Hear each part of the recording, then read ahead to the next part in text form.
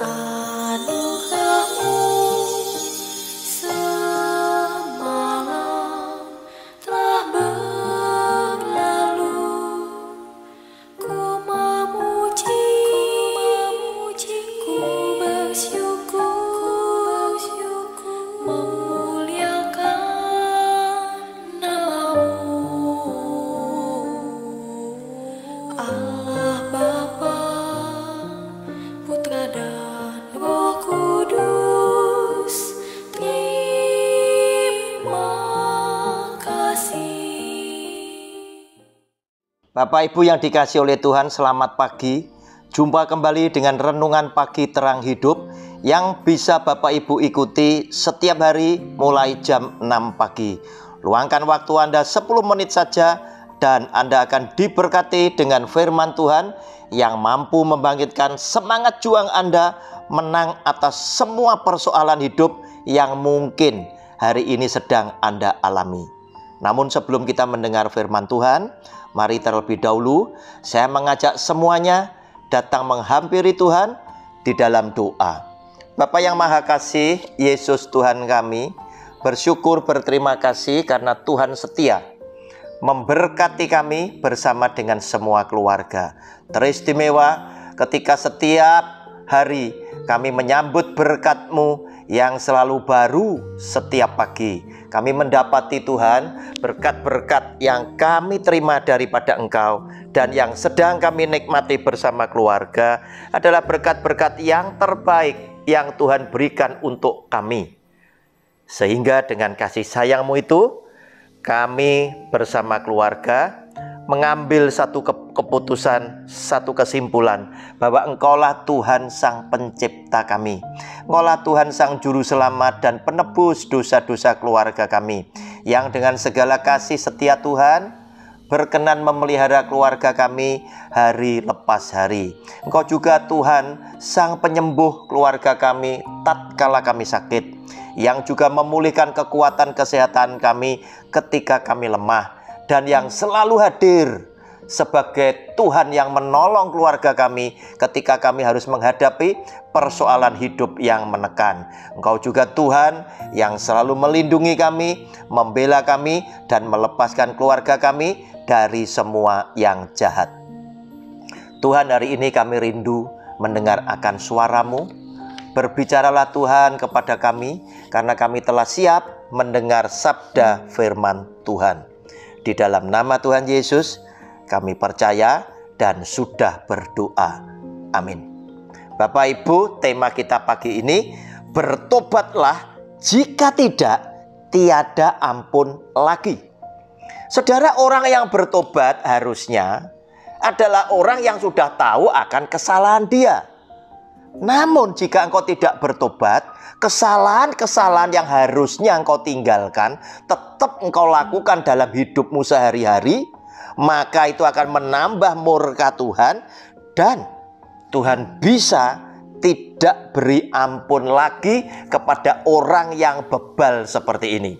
Sama seperti bangsa Israel yang oleh Tuhan dibawa keluar dari Mesir menuju ke tanah perjanjian. Tetapi oleh karena mereka tidak pernah bersyukur, tetapi selalu bersungut-sungut dan tidak pernah bertobat, maka oleh Tuhan mereka diaminkan dan mereka dibunuh oleh Tuhan di padang gurun sampai dengan mayat mereka habis di padang gurun. Bapak Ibu, apa yang dialami oleh Saul? 1 Samuel 24 ayat 21 sampai dengan 23. Oleh karena itu sesungguhnya aku tahu bahwa engkau pasti menjadi raja, dan jabatan raja Israel akan tetap kokoh dalam tanganmu. Oleh sebab itu bersumpahlah kepadaku demi Tuhan bahwa engkau tidak akan melenyapkan keturunanku dan tidak akan menghapuskan namaku dari kaum keluargaku. Lalu bersumpahlah Daud kepada Saul. Kemudian pulanglah Saul ke rumahnya, sedang Daud dan orang-orangnya pergi ke kubu gunung. Bapak Ibu, lihat ayat 21. Saul itu tahu bahwa Daud itu pasti jadi raja Israel. Dan di tangan Daud, di bawah kepemimpinan Daud, maka Israel ini akan kuat. Nah, setelah dia tahu, seharusnya dia mendukung rencana Tuhan. Tetapi apa yang dilakukan oleh Saul adalah malah dia ingin melenyapkan Daud. Dan di dalam hati Saul berkata, ketika Daud bisa dibunuh, maka kokohlah kerajaannya. Berarti secara sengaja Saul menentang rencana daripada Tuhan. Nah, saudara, apa yang terjadi ternyata setelah Saul minta Daud bersumpah, Daud mengampuni. Karena Daud tidak ingin menyakiti hati Tuhannya, juga tidak ingin menjamah orang yang diurapi Allah. Dengan arti kata, tidak ingin membunuh orang yang diurapi Allah, dalam hal ini Saul. Maka ternyata Saul yang sudah tahu dengan kebaikan Daud, bukanlah Saul yang bertobat, tetapi adalah Saul yang tetap ingin menggagalkan rencana Tuhan, ingin mencabut nyawa Daud kembali. Ada judul bacaan pada 1 Samuel pasal 26 ayat 1 sampai dengan ayat 4. Judulnya adalah untuk kedua kalinya Daud membiarkan Saul hidup. Datanglah orang Sif kepada Saul di Gibea serta berkata, Daud menyembunyikan diri di bukit Hakila di padang belantara. Lalu berkemaslah Saul dan turun ke padang gurun Sif dengan 3.000 orang yang terpilih dari orang Israel untuk mencari Daud di padang gurun Sif. Berkemahlah Saul di bukit Hakila yang di tepi jalan di padang belantara, sedang Daud tinggal di padang gurun. Ketika diketahui Daud bahwa Saul datang mengikuti dia ke padang gurun, disuruhnyalah pengintai-pengintai, maka diketahuinyalah bahwa Saul benar-benar datang.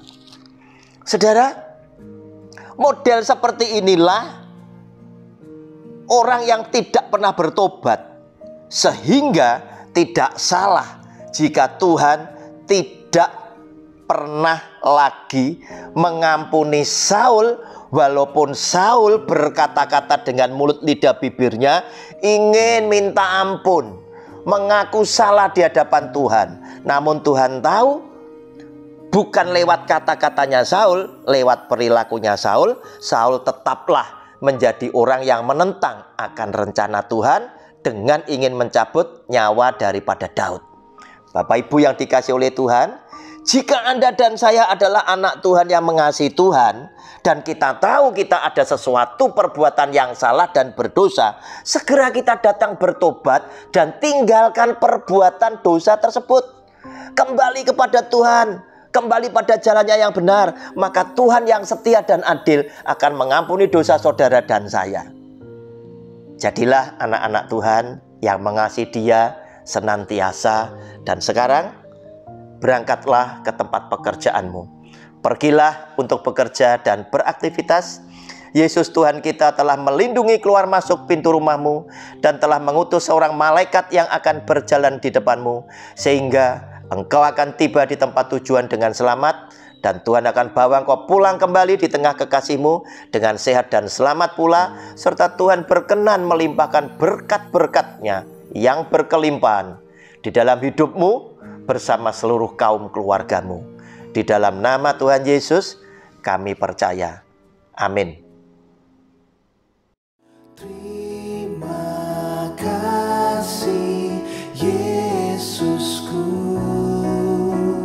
buat anugerah yang Kau beri, sebab hari